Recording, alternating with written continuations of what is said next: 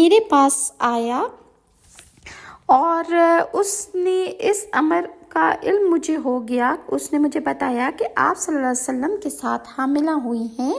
اور پھر آنے والے نے مجھے یہ مہلت دی کہ جب میرے جننے کا وقت نزدیک آیا تو اس نے مجھ سے کہا کہ بچے کا نام محمد رکھنا۔ شداد بن اوس سے روایت ہے، آپ فرماتے ہیں کہ بنی عامر کے ایک شخص نے رسول اللہ سے دریافت کیا